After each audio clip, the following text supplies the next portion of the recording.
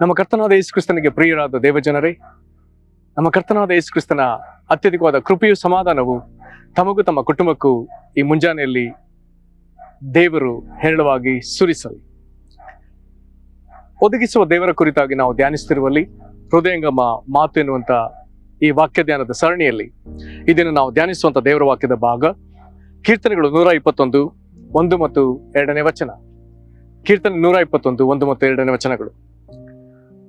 ನಾನು ಕಣ್ಣೆತ್ತಿ ಪರ್ವತಗಳ ಕಡೆಗೆ ನೋಡುತ್ತೇನೆ, ನನ್ನ ಸಹಾಯವು ಎಲ್ಲಿಂದ ಬರುವುದು?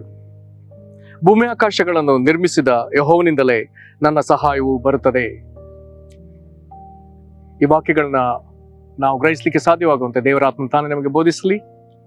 ಆತನ ನಮ್ಮ ಮನೋನೇತ್ರಗಳನ್ನ ಬೆಳಗಿಸಿ ತನ್ನ ಜ್ಞಾನವುಳ್ಳ ಆತ್ಮದಿಂದ ನಮ್ಮನ್ನು ತುಂಬಿಸಿ ನಾವು ಕರ್ತನನ್ನು ಹೆಚ್ಚೆಚ್ಚಾಗಿ ತಿಳ್ಕೊಳ್ಳುವಂತೆಯೂ ಮತ್ತು ನಾವು ಆತನಿಗೆ ದಿನದಿಂದ ದಿನಕ್ಕೆ ಅಧಿಕ ಫಲ ಕೊಡುವರಾಗುವಂತೆಯೂ ಆತನ ಚಿತ್ತವನ್ನು ನೆರವೇರಿಸುವರಾಗುವಂತೆಯೂ ಕರ್ತ ನಮ್ಮನ್ನು ಬಲಪಡಿಸಲು. ನಾವು ಓದಿದ ಈ ವಾಕ್ಯದ ಭಾಗ ಇದು ಕೀರ್ತನೆ 121. ಇಲ್ಲಿ ಭಕ್ತನ ಆರಂಭದ ಮಾತುಗಳು ಬಹಳ ವಿಶೇಷವಾಗಿದೆ. ಕಾರಣ, ಆತನ ಈ ಕೂಗಿಗೆ ಮುಖ್ಯವಾದ ಕಾರಣ ಸಹಾಯ. ಈತನಿಗೆ ಯಾವ ವಿಧದ ಸಹಾಯ ಬೇಕಾಗಿದೆಯೋ ಒಂದು ವೇಳೆ ನಮಗದು ಗೊತ್ತಿಲ್ಲ, ಆದ್ರೆ ತನಗೆ ಸಹಾಯ ಬೇಕಾಗಿದೆ. ಹಾಗಾಗಿ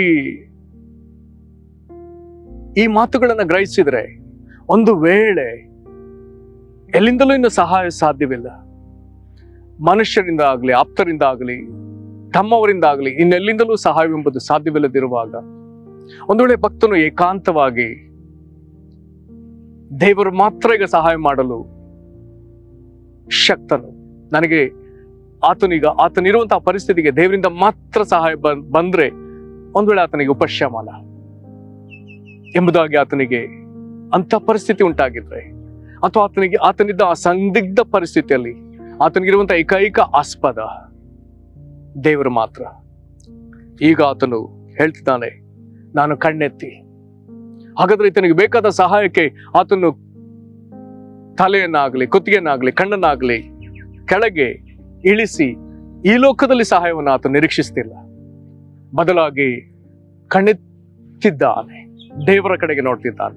ಒಂದು ಮತ್ತು ಆತನು ಕಣ್ಣೆತ್ತುವಾಗ ಆತನ ಕಣ್ಣೆದುರು ಇರುವಂತ ವಿಷಯವನ್ನು ಆತನು ಹೇಳ್ತಾನೆ, ಕಣ್ಣೆತ್ತಿ ಪರ್ವತಗಳ ಕಡೆಗೆ ನೋಡುತ್ತೇನೆ.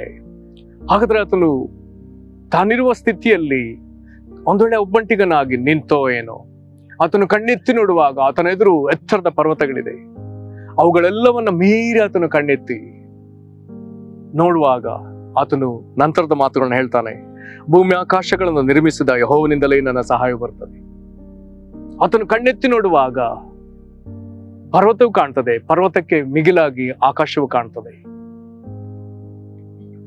ದೊಡ್ಡ ಪರ್ವತ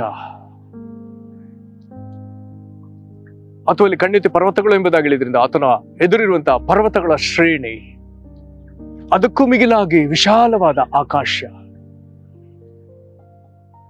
ಹೀಗೆ ಬಹಳ ಅಸಾಧ್ಯ ಸಂಗತಿಗಳು ಆತನ ಕಣ್ಣೆದುರಿಗೆ ಕಾಣುವಾಗ, ಅಸಾಧ್ಯ ಪರ್ವತಗಳು, ಅಸಾಧ್ಯ ಆಕಾಶವು ಕಾಣುವಾಗ ಕೂಡಲೇ ಭಕ್ತನ ಹೇಳ್ತಿದ್ದಾನೆ, ಭೂಮಿ ಆಕಾಶಗಳನ್ನು ನಿರ್ಮಿಸಿದ ಯೆಹೋವನಿಂದಲೇ ನನ್ನ ಸಹಾಯ ಬರುತ್ತದೆ. ಹಾಗಾದ್ರೆ ಈ ಪರ್ವತಗಳಿಗಿಂತಲೂ ಮಿಗಿಲಾಗಿ ಸೃಷ್ಟಿಯಲ್ಲಿ ಆಕಾಶವಿದೆ. ಈ ಆಕಾಶಕ್ಕಿಂತಲೂ ಮಿಗಿಲಾಗಿ ದೇವರಿದ್ದಾನೆ.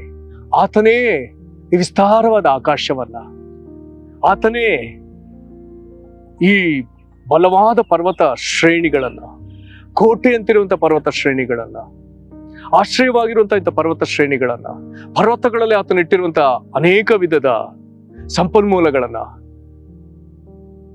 ಇವುಗಳನ್ನ ಉಂಟು ಮಾಡಿದ ದೇವರು ಇವುಗಳಿಗಿಂತ ಮಿಗಿಲಾಗಿ ಇದ್ದಾನಲ್ಲ, ಪರಲೋಕದಲ್ಲಿದ್ದಾನಲ್ಲ, ಆತನಿಂದಲೇ ಸಹಾಯ. ಈತನ ನಿರೀಕ್ಷೆಯಲ್ಲವೂ ಈಗ ಪರಲೋಕದ ದೇವರಿಂದ ಮಾತ್ರ. ಈ ಮಾತುಗಳು ಆತನು ಅಲ್ಲಿಂದಲೇ ಸಹಾಯ ಬರ್ತದೆ ಅಂತ ಹೇಳ್ತಿದ್ದಾನೆ.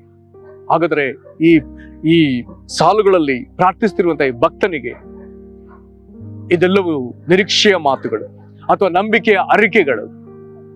ಬಂದೇ ಬರ್ತದೆ ಎನ್ನುವುದನ್ನು ಆತನ ಹೇಳ್ತಿದ್ದ. ಹಾಗಾದ್ರೆ ಈತನ ಮೂಲ, ಈತನ ಯಾಕೋಬನ ಸಂತತಿಯವನು. ಈತನ ಮೂಲಪಿತೃವಾದ ಯಾಕೋಬನಿಗೆ ದೇವರು ಯಾವ ರೀತಿ ಮನ ಮರಗಿದ್ನೋ, ಹಾಗಾದ್ರೆ ಅದೇ ದೇವರು ನನಗೂ ಮನ ಮರಗ್ತಾನೆ. ಯಾಕೋಬನಿಗೆ ದೇವರು ಕೊಟ್ಟ ವಾಗ್ದಾನವೇನು? ಆದಿಕಾಂಡ 28ನೇ ಅಧ್ಯಾಯದಲ್ಲಿ 15ನೇ ವಚನದಲ್ಲಿ ದೇವರು ಹೇಳ್ತಾನೆ, ಕೊನೆದಾಗಿ ಹೇಳ್ತಾನೆ 15ನೇ ವಚನದಲ್ಲಿ, ನಾನು ನಿನಗೆ ಹೇಳಿದ್ದನ್ನೆಲ್ಲ ನೆರವೇರಿಸದ ಹೊರತು ಬಿಡುವುದಿಲ್ಲ. ಅದು ಸ್ಪಷ್ಟವಾಗಿ ಹೇಳ್ತಿದ್ದಾನೆ, ನಾನು ನಿನಗೆ ಹೇಳಿದ್ದನ್ನೆಲ್ಲ ನೆರವೇರಿಸದ ಹೊರತು ಬಿಡುವುದಿಲ್ಲ. ಹಾಗಾದ್ರೆ ಯಾಕೋಬನೇ, ನಿನಗೆ ನಾನು ಏನೇನು ಮಾಡ್ತೇನೆ ಎಂಬುದಾಗಿ ಮಾತು ಕೊಟ್ಟಿದ್ದೇನೋ ಅದನ್ನ ನಾನು ತಪ್ಪದೆ ನೆರವೇರಿಸ್ತೇನೆ.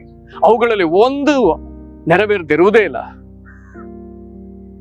ಇದೊಂದಿಗೆ ಆತನು ಹೇಳಿದಂತ ಮಾತು ಆರಂಭದಲ್ಲಿ ಹೀಗಿದೆ, ಇದಲ್ಲದೆ ನಾನು ನಿನ್ನ ಸಂಗಡ ಇದ್ದು ನೀನು ಹೋಗುವ ಎಲ್ಲಾ ಸ್ಥಳಗಳಲ್ಲಿ ನಿನ್ನನ್ನು ಕಾಪಾಡಿ ತಿರುಗಿ ದೇಶಕ್ಕೆ ಬರಮಾಡ್ತೇನೆ. ನಾನು ನಿನಗೆ ಹೇಳಿದನ್ನೆಲ್ಲ ನೆರವೇರಿಸಿದ ಹೊರತು ಬಿಡುವುದಿಲ್ಲ. ಹಾಗಾದ್ರೆ ಒಬ್ಬಂಟಿಗನಾಗಿ ತನ್ನ ಪ್ರಯಾಣದ ಹಾದಿಯಲ್ಲಿ ಇನ್ನು ಯಾರ ಆಸರೆ ಇಲ್ಲದೆ ಏಕಾಂಗಿಯಾಗಿ ನಿಂತ ಮೂಲಪಿತೃವಾದ ಯಾಕೋಬ, ಈತನಿಗೆ ದೇವರು ಕಾಣಿಸಿಕೊಂಡು ಹೇಳ್ತಾ ಇರುವಂಥದ್ದು, ನನ್ನ ಸಹಾಯ ನಿನಗಿದ್ದೇ ಇದೆ. ಹಾಗಾದ್ರೆ ಯಾಕೋಬನ ವಂಶಕ್ಕೆ ಸೇರಿದ ಆ ಕೀರ್ತನೆಗಾರನು ಹೇಳ್ತಿದ್ದಾನೆ, ಯಾವ ದೇವರು ಯಾಕೋಬನಿಗೆ ಸಹಾಯ ಮಾಡಿದ್ನೋ, ಭೂಮಿ ಆಕಾಶಗಳನ್ನು ನಿರ್ಮಿಸಿದ ಅದೇ ದೇವರು ಈಗ ನನಗೂ ಸಹಾಯ ಮಾಡೇ ಮಾಡ್ತಾನೆ. ಆತನಿಂದ ನನಗೆ ಸಹಾಯ ಬರುತ್ತದೆ. ಪ್ರೇರೆ, ಇಡೀ ಜಗತ್ತಿನಲ್ಲಿ ಇಲ್ಲಿವರೆಗೂ ಕೋಟಿಗಟ್ಟಲೆ ದೇವಜನರು ಬದುಕಿ ಬಾಳಿದ್ದಾರೆ. ದೇವರನ್ನ ಅರಿಯದ ಜನರು ಬದುಕಿ ಬಾಳಿದ್ದಾರೆ. ಅದು ದೇವರ ಕುರಿತು ಅರಿತು ಆತನನ್ನ ಸನ್ಮಾನಿಸಿದ ಜನರು ಬಾಳಿ ಬದುಕಿದ್ದಾರೆ. ಪ್ರತಿಯೊಬ್ಬರು ಒಂದಲ್ಲ ಒಂದು ವಿಧದಲ್ಲಿ ದೇವರ ಸಹಾಯ ಪಡ್ಕೊಂಡವರೇ. ಅವುಗಳಲ್ಲೂ ವಿಶೇಷವಾಗಿ ದೇವರನ್ನ ನಿರೀಕ್ಷಿಸಿ ಸಹಾಯ ಪಡ್ಕೊಂಡವರು ಅದೆಷ್ಟೋ. ಕರ್ನಾಟಕದಲ್ಲಿ ಒಬ್ಬ ಭಕ್ತರ ಬಗ್ಗೆ ನಾವು ಕೇಳಿಸಿಕೊಂಡಿದ್ದೇವೆ. ಅವರು ದೇವರನ್ನ ಹಿಂಬಾಲಿಸಲಿಕ್ಕೆ ತೀರ್ಮಾನಿಸಿದ ಮೇಲೆ ದೇವರು ಒದಗಿಸಬೇಕು, ನಾನು ಅದರಿಂದ ಜೀವಿಸಬೇಕೆಂಬ ದೃಢ ತೀರ್ಮಾನಕ್ಕೆ ಬಂದಂತ ಒಬ್ಬ ದೇವರ ಸೇವಕರು. ಅವರಿದೇ ಉಡುಪಿಯ ಮೂಲದವರು. ಕರ್ನಾಟಕದ ಆಗಿನ ಕೋಲಾರ ಅಂದ್ರೆ ಈಗಿನ ಚಿಕ್ಕಬಳ್ಳಾಪುರದಲ್ಲಿ ಬರುವಂತಹ ಊರು ಚಿಂತಾಮಣಿ. ಅವರು ಬದುಕಿದ ಕಾಲದಲ್ಲಿ ಚಿಂತಾಮಣಿ ಅದು ಕೋಲಾರ ಜಿಲ್ಲೆಯಲ್ಲಿತ್ತು. ಅಲ್ಲಿದ್ದಂತೆ ಶತಾನಂದಯ್ಯ ಅವರ ಮಗನ ಮದುವೆ. ಅದಕ್ಕಾಗಿ ಅವರಿಗೆ ಮದುವೆ ನಡೆಸಲಿಕ್ಕೆ ಬೇಕಾದ ಎಲ್ಲಾ ಅನುಕೂಲತೆಗಳಿಗಾಗಿ ಅವರು ದೇವ್ರನ್ನ ಬಿಟ್ಟರೆ ಯಾರನ್ನೂ ಹತ್ಕೊಂಡಿಲ್ಲ. ಎಷ್ಟರ ಮಟ್ಟಿಗೆ ಮದುವೆ ದಿವಸ ಬಂತು, ಆ ದಿನ ಮದುವೆ ಆರಾಧನೆ ಮುಗಿದ ಮೇಲೆ ಬಂದ ಜನರಿಗೆ ಮದುವೆ ಔತಣವನ್ನ ಏರ್ಪಡಿಸ್ಲಿಕ್ಕೆ, ಅವರಿಗೆ ಮದುವೆ ಔತಣ ಊಟ ತಯಾರು ಮಾಡ್ಲಿಕ್ಕೆ, ಭೋಜನ ತಯಾರು ಮಾಡ್ಲಿಕ್ಕೆ ಬೇಕಾದ ಯಾವ ಪದಾರ್ಥ ಅಲ್ಲಿಲ್ಲ. ಆದ್ರೆ ಇವರು ಮಾತ್ರ ದಿನಗಟ್ಟಲೆ, ರಾತ್ರಿಯೆಲ್ಲ, ಬೆಳಗಿನ ಜಾವ ಮೊಣಕಾಲುಗಳಲ್ಲಿ ಪ್ರಾರ್ಥಿಸೋದು, ಎದ್ದು ಒಂದು ತನ್ನ ಕೊಠಡಿಯಿಂದ ಹೊರಗೆ ನೋಡೋದು, ಏನಾದ್ರೂ ದೇವರು ಕಳಿಸಿದ, ಮತ್ತೆ ಒಳಗೋಗೋದು, ಮತ್ತೆ ಪ್ರಾರ್ಥಿಸಿ ಹೊರಗೆ ಬಂದು ನೋಡೋದು ದೇವರು ಏನಾದ್ರೂ ಕಳಿಸಿದ. ಆದ್ರೆ ಆಶ್ಚರ್ಯ, ಆ ಮದುವೆಗೆ ಜನರು ಬರ್ಲಿಕ್ಕೆ ಆರಂಭಿಸಿದ್ರು. ಆ ಸ್ಥಳೀಯರು, ಅದರಲ್ಲೂ ವಿಶೇಷವಾಗಿ ಸ್ಥಳೀಯರು, ಅಕ್ಕಪಕ್ಕದ ಹಳ್ಳಿಗರು ಆ ಮದುವೆಗೆ ಬರುವಾಗ ಆಶ್ಚರ್ಯ ಕಾದಿತ್ತು. ಕೆಲವರು ದೇವರ ಪ್ರೇರೇಪಣೆಯಿಂದ ಈರುಳ್ಳಿ ತಂದಿದ್ರು, ಚೀಲಗಟ್ಲೆ ಈರುಳ್ಳಿಗಳು. ಕೆಲವರು ದೇವರ ಪ್ರೇರೇಪಣೆಯಿಂದ ಚೀಲಗಟ್ಲೆ ಅಕ್ಕಿ ತಂದ್ರು. ಕೆಲವರು ದೇವರ ಪ್ರೇರೇಪಣೆಯಿಂದ ಸೌದೆಗಳನ್ನ ತಂದ್ರು. ಕೆಲವರು ದೇವರ ಪ್ರೇರೇಪಣೆಯಿಂದ ಮದುವೆಯ ಭೋಜನಕ್ಕೆ ಬೇಕಾದ ಆಡು ಕುರಿಗಳನ್ನ ತಂದು, ಹೀಗೆ ದೇವರ ಪ್ರೇರೇಪಣೆಯಿಂದ ಮದುವೆಯ ಊಟಕ್ಕೆ ಬೇಕಾದ ಒಂದೊಂದು ವಸ್ತುಗಳನ್ನ ಅನೇಕರು ತರ್ತಿದ್ದಾರೆ. ಅವರೆಲ್ಲರೂ ಆ ಮದುವೆ ನಡೆಯುವಂತ ಅಂಗಳಕ್ಕೆ, ಆಲಯದ ಅಂಗಳಕ್ಕೆ ಬಂದಾಗ ಅವ್ರಿಗೆ ಗೊತ್ತಾಯ್ತು ಇದನ್ನ ಮಾಡುವರು ಯಾರಿಲ್ಲ. ಅವರವರೇ ಒಂದೊಂದನ್ನ ಸಿದ್ಧ ಮಾಡ್ಲಿಕ್ಕೆ ಆರಂಭಿಸಿದ್ರು. ಮದುವೆ ಆರಾಧನೆ ಮುಗಿದು ಈಗ ಅರಕ್ಷತೆ, ರಿಸೆಪ್ಷನ್ ನಡೆಯುವಂತ ಆ ಸಮಯಕ್ಕೆ ಸರಿಯಾಗಿ ಮದುವೆಯ ಭೋಜನಕ್ಕೆ ಬೇಕಾದ, ಔತಣಕ್ಕೆ ಬೇಕಾದ ಊಟವು ಸಿದ್ಧವಾಗಿತ್ತು. ಇವರು ತಮ್ಮ ಅಸಹಾಯಕತೆಯಲ್ಲಿ ನಿರೀಕ್ಷಿಸಿದ್ದು ಇದೇ ದೇವರನ್ನ. ಭಕ್ತನು ಯಾರ ಕುರಿತು ಹೇಳಿದ್ನೋ, ಭೂಮಿ ಆಕಾಶಗಳು ನಿಮಿತ್ತ ಯೆಹೋವನಿಂದಲೇ ಸಹಾಯ ಬರ್ತದೆ ಎಂಬುದಾಗಿ ಹೇಳಿದೇವಲ್ಲ, ಅದೇ ದೇವರ ಮೇಲೆ ಆ ದೇವರ ಸೇವಕರು ಆತುಕೊಂಡಿದ್ರು. ಎಲ್ಲವೂ ಸೊಗಸಾಗಿ ನಡೆದು ಮುಗಿಯಿತು. ಹೀಗೆ ಆ ಮದುವೆಗೆ ಬೇಕಾದ ಪ್ರತಿಯೊಂದನ್ನ ದೇವರು ಆ ದಿನ ಒದಗಿಸಿದ್ದ, ಯಾವ ಕೊರತೆ ಇಲ್ಲದೆ. ಇದೊಂದು ದೊಡ್ಡ ಸಾಕ್ಷಿ ಪ್ರಿಯರೇ. ಹಾಗಾದ್ರೆ ಈ ದಿನ ವಾಕ್ಯ ಕೇಳ್ತಿರುವಂತ ನೀನು ಯಾವುದೋ ಒಂದು ಅಸಹಾಯಕತೆಯಲ್ಲಿ, ನನಗಿನ್ನು ಎಲ್ಲಿಂದಲೂ ಸಹಾಯವಿಲ್ಲ, ಹಾಗಾದ್ರೆ ನನ್ನ ಪರಿಸ್ಥಿತಿ ಏನು ಎಂಬುದಾಗಿ, ಇನ್ನು ನನಗೆ ನನ್ನ ಎಲ್ಲಾ ಶಕ್ತಿ ಸಾಮರ್ಥ್ಯ ಮುಗಿದು ಹೋಯ್ತೆಂಬುದಾಗಿ ಭಾವಿಸ್ತಿರ್ಬೋದು, ಕತ್ತಲಲ್ಲಿ ಕೊಳ್ತಿರ್ಬೋದು. ಬೇಡ, ಇದೇ ದೇವರು, ಶತಾನಂದಗೆ ಒದಗಿಸಿದ ದೇವರು ಆತನಿದ್ದಾನೆ. ಆತನ ನಿರೀಕ್ಷಿಸೋಣ. ನೀನು ನಿರೀಕ್ಷಿಸು, ಆತನ ಬಳಿ ಬೇಡು, ಆತನ ಒದಗಿಸಿದ ತನಕ ಕಾಯಿ. ಆತನು ನಿನ್ನನ್ನ ನಿರಾಶೆಗೊಳಿಸುವಂತ ದೇವರಲ್ಲ. ಆತನು ಹೇಳಿದ್ದಾನೆ, ನನ್ನ ಜನರು ಎಂದಿಗೂ ಆಶಾಭಂಗ ಪಡರು. ಯೋವೇಲ ಗ್ರಂಥದಲ್ಲಿ ಪದೇ ಪದೇ ಆತನು ಹೇಳ್ತಾನೆ. ನಾವು ಪ್ರಾರ್ಥಿಸೋಣ. ಪರಲೋಕ ತಂದೆಯೇ, ಭಕ್ತನು ಒಂದು ವೇಳೆ ಏಕಾಂಗಿಯಾಗಿ ನಿನ್ನ ಸನ್ನಿಧಿಯಲ್ಲಿ ಆತ ನಿಲ್ಲುವಂತೆ, ಆತನ ಎದುರಿದ ಪರ್ವತ ಶ್ರೇಣಿಗಳನ್ನು ನೋಡ್ತಾ ಅದಕ್ಕೂ ಮಿಗಿಲಾಗಿರುವಂತ ಆಕಾಶವನ್ನು ನೋಡುವಾಗ, ಇದನ್ನು ಸೃಷ್ಟಿಸಿದ ದೇವರಿದ್ದಾನಲ್ಲ, ಆತನಲ್ಲಿ ನನಗೆ ಸಹಾಯ ಬರ್ತದೆಂಬುದಾಗಿ ಆತನ ದೃಢ ನಿರೀಕ್ಷೆ ಉಳ್ಳವನಾಗಿ ಆತನ ಹೃದಯ ಮಾರ್ಪಟ್ಟ ವಿಧದಲ್ಲಿ ಈಗೋ ಈ ವಾಕ್ಯಗಳನ್ನ ಧ್ಯಾನಿಸ್ತಿರುವಂತ ನಮ್ಮ ಹೃದಯ ಹಾಗೇ ಮಾರ್ಪಡಲಿ. ಅನೇಕ ವಿಷಯಗಳಿಗಾಗಿ ನಾವು ನಿನ್ನನ್ನ ಎದುರು ನೋಡ್ತಿದ್ದೇವಲ್ಲ ಸ್ವಾಮಿ, ನಿನ್ನ ಮೇಲೆ ಭರವಸೆ ಇಡುವಂತೆ ನೀನು ಮಾಡಿದ್ಯಲ್ಲ ಕರ್ತನೇ. ಈ ವಾಕ್ಯ ಕೇಳ್ತಿರುವಂತ ಇಲ್ಲಿ ಯಾರ್ಯಾರು ಸೋತು ಹೋಗಿ ನನಗೆ ಸಹಾಯ ಬೇಕೆಂಬುದಾಗಿ ಹಂಬಲಿಸ್ತಿದ್ದಾರೋ, ಕರ್ತನಿನ ಮಹಾಕೃಪೆಯಿಂದ ಭೂಮಿ ಆಕಾಶಗಳು ನಿರ್ಮಿಸಿದ ದೇವರೇ, ನಿನ್ನ ಸಹಾಯ ಒದಗಿ ಬರಲಿ. ಇವರ ಮನೆಗಳಲ್ಲಾಗಬೇಕಾದ ಮಂಗಳ ಕಾರ್ಯಗಳಿಗೆ, ಇವರ ಮನೆಗಳಲ್ಲಾಗಬೇಕಾದ ಅನೇಕ ಒಳಿತುಗಳಿಗೆ ನಿನ್ನ ಆಶೀರ್ವಾದ ಈಗ ಇವರ ಮೇಲೆ ಎರಗಿ ಬರಲಿ. ನೀನು ಇವರನ್ನು ಆಶೀರ್ವದಿಸಿ, ನಿನ್ನ ಕೃಪೆಯಿಂದ ತುಂಬಿಸಿರಿ ಸ್ವಾಮಿ.